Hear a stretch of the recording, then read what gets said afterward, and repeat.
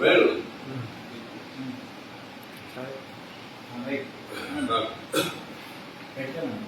అందరికి నమస్కారం. ఈరోజు వైఎస్ఆర్ కాంగ్రెస్ పార్టీ కార్యాలయంలో గౌరవ పెద్దలు, సర్పంచులు, ఎంపీటీసీలు, జెడ్పీటీసీలు అందరి సమక్షంలో మా పార్టీ చేసినటువంటి అభివృద్ధి కార్యక్రమాలు గౌరవ రాష్ట్ర మంత్రివర్యులు డాక్టర్ సీదిరి అప్పలరాజు గారు ఈ 2.5 సంవత్సరాల్లో ఈ నియోజకవర్గాన్ని ఎంత అభివృద్ధి చేశారో అన్నది సుస్పష్టం.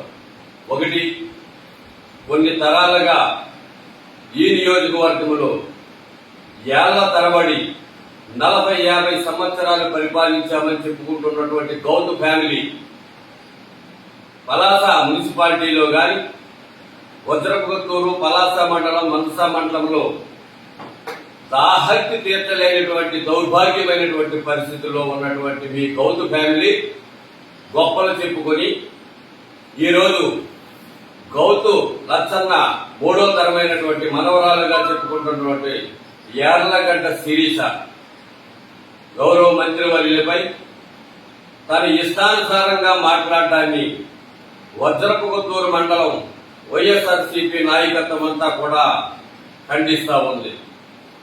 ఈ ఖండనకి కారణం ఈరోజు రాష్ట్రంలో ఎక్కడా జరగలేనటువంటి అభివృద్ధి పలాస నియోజకవర్గంలో గౌరవ మంత్రివర్యులు డాక్టర్ సీదిరి అప్పలరాజు గారు ద్వారాగా గౌరవ ముఖ్యమంత్రి జగన్మోహన్ రెడ్డి గారు ఆశీస్సులతో ఈరోజు సర్వతోముఖాభివృద్ధి ఈ నియోజకవర్గం జరుగుతుంది. దానికి ప్రధానం ఈరోజు కిడ్నీ రీసెర్చ్ సెంటర్, 700 కోట్లతో మంచినీటి పథకం, మత్స్యకారులకు జట్టి, అలాగే వజ్రపుకొత్తూరు మండలంలో దీర్ఘకాలికంగా అపరిష్కృతంగా ఉన్నటువంటి రోడ్లు మరమ్మతు గాని, ఈ రోజు ప్రతి సచివాలయంలో కూడా అడగకుండా వరాలు ఇచ్చే దేవుడు జగన్మోహన్ రెడ్డి అయితే దానిని అందుకొని పూర్తి స్థాయిలో ప్రతి పంచాయతీలో కూడా కోట్ల రూపాయలతో అభివృద్ధి పనులు చేపట్టినటువంటి ఘనత వైఎస్ఆర్సీపీ జగన్మోహన్ రెడ్డి గారిది, డాక్టర్ సీదిరి అప్పలరాజు గారిని అయితే అభివృద్ధిని చూసి ఓర్వలేక రేపు తన గెలిపే ధ్యేయంగా మాట్లాడుతూ ఈరోజు 60 సంవత్సరాల అభివృద్ధిలో మీరు చేసినది ఎంతంటే శూన్యం. 2.5 సంవత్సరాల అప్పలరాజు గారి నాయకత్వంలో ఈ రోజు అనేకమైనటువంటి అభివృద్ధి కార్యక్రమాలు, మౌలిక సదుపాయాలు, సంక్షేమ పథకాలు ప్రతి గడపకు కూడా చెందుతున్నటువంటి వైరం చూసి నీవు ఇష్టానుసారంగా మాట్లాడితే ఈ నియోజకవర్గంలో ఉన్నటువంటి వైఎస్ఆర్సీపీ నాయకత్వం అంతా కూడా ఊరుకునేది లేదని సందర్భంగా మీకు తెలియజేస్తా ఉన్నాను. నువ్వు గాని నీ తండ్రి గాని ఈ నియోజకవర్గానికి చేసిందేంటో ప్రతి ఒక్క ఆబాల గోపాలుడికి తెలుసు. కాబట్టి 2019లో మీకు అధికారం ఇవ్వకుండా వైఎస్ఆర్సీపీ నాయకత్వానికి ఇక్కడ అధికారం ఇచ్చిన తర్వాత ఈ రోజు మౌలిక సదుపాయాలు అనేవి విచ్చలవిడిగా ఎక్కడ అవినీతికి తోవ లేకుండా పూర్తి స్థాయిలో ప్రతి గ్రామం అభివృద్ధి చెందుతుంది. మీరేమైనా ఏ గ్రామానికైనా రోడ్లు వేశారా? మంచినీటి సదుపాయం కల్పించారా? ఎవరికైనా పెన్షన్ సదుపాయం కల్పించారా? మీరేం చేశారని చెప్పి ఎగిరిపోతున్నారు. ఈ రోజు తెలుగుదేశం పార్టీ నాయకత్వం పూర్తి స్థాయిలో దిగువ స్థాయికి పడిపోయింది. దాన్ని లేపడం కోసం మీరు అహర్నిశలు అవాకులు చవాకులు పేరుతున్నారు తప్ప మీకు కూడా తెలుసు నేనేది చేయలేదు.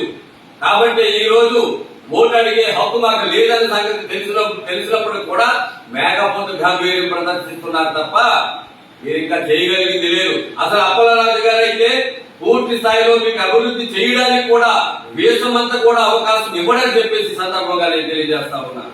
మీరు చేయడానికి ఇంకా ఏమీ ఉండదు. రోడ్లు మేమే వేస్తాం, బిల్డింగ్లు మేమే కడతాం, సచివాలయాలు కడతాం, మన హెల్త్ సెంటర్లు కడతాం, అలాగే మిల్క్ సెంటర్లు కూడా కడతాం. ప్రతి ఒక్క యువకుడు కూడా ఉద్యోగాలు కల్పించినటువంటి గవర్నమెంట్ వైఎస్ఆర్సీపీ గవర్నమెంట్. కాబట్టి నువ్వు ఇష్టానుసారం పేలడానికి కానీ గౌరవ మంత్రి వర్యుని పశువుల మంత్రి అంటున్నావు. నీ గవర్నమెంట్ ఉండేటప్పుడు పశువుల శాఖ చేసినటువంటి వ్యక్తి కూడా పశువే. నువ్వు అన్నట్టు నీ తెలుగుదేశం పార్టీలో ఎవడైతే మంత్రి చేసుకుంటాడో వాడు కూడా పశువు కిందే లేక నీ ఒక్క కేవలం నువ్వు పశువు అని చెప్పేసి అంటున్నావు. నీవు అప్పలరాజు గారికి పశువు అనేటప్పుడు ఆ వెనక తిరిగినటువంటి కుక్కలు నక్కలని పేరేటప్పుడు నీ వెనక తిరిగినటువంటి వారు కూడా కుక్కలకి సమాజంలో కాస్త గౌరవం ఉంటారు కానీ నాటు భాషలో నీ వెనక తిరిగినటువంటి వ్యక్తులు బేకులు అని చెప్పి ఈ సందర్భంగా నేను విమర్శిస్తా ఉన్నాను. నువ్వు అక్కడికి విమర్శించే ముందు నీ వెనక 3 ఏళ్ళు చూపెట్టుకుంటాయి. ఆ 3 ఏళ్ళు కూడా నీకు తారకాలు అవుతాయి. రేపు నువ్వు విజయం పొందుతావు అనుకుంటున్నావేమో కానీ అధపదాలని నొక్కవేయబడతావని చెప్పి సందర్భంగా తెలియజేస్తా ఉన్నాను. గౌరవంగా నువ్వు మంత్రివర్యులు గాని వైసీపీ నాయకత్వాన్ని గాని జగన్మోహన్ రెడ్డి గారిని గాని గౌరవించి ఈ నియోజకవర్గంలో ఈ పనులు చేయండి, ఇది చేయండి అని అడ్వైజ్ ఇవ్వడం మానేసి నువ్వేమైనా చదువుకున్నవా, సంస్కారవంతురాలవా, అసంస్కారవంతురాలవా నువ్వే తెలుసుకోవాల్సినటువంటి పరిస్థితి ఉంటుంది. అసలు ఈ నియోజకవర్గం నుండి అక్కడికి చెల్లెలు గాని అన్నకి తమ్ముడికి గాని గ్రామాల మధ్యలో స్థితులు పెట్టి మీరు 50 సంవత్సరాలు పరిపాలించారు. ఈ 50 సంవత్సరాల పరిపాలన అభివృద్ధి ఒక దగ్గర పెడతాం, 2.5 సంవత్సరాలు అప్పలరాజు గారు చేసినటువంటి అభివృద్ధి పెడతాం. రండి, మీకు దమ్ముంటే మాతో చర్చలు రండి, ప్లేస్ మీరు డిసైడ్ చేయండి, మేము అక్కడికి వచ్చి మీతో డిస్కస్ చేస్తాం. మీరు ఎవరెవరిని తెప్పించుకుంటారో తెప్పించుకోండి.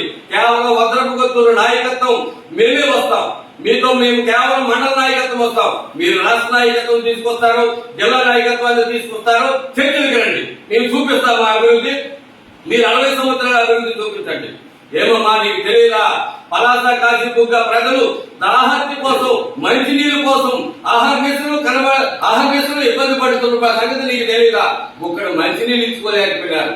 మేము ఇస్తున్నది మినరల్ వాటర్ 700 కోట్లతో ఒక పలాస నియోజకవర్గానికి కాదు మా నాయకుడు ఇచ్చింది.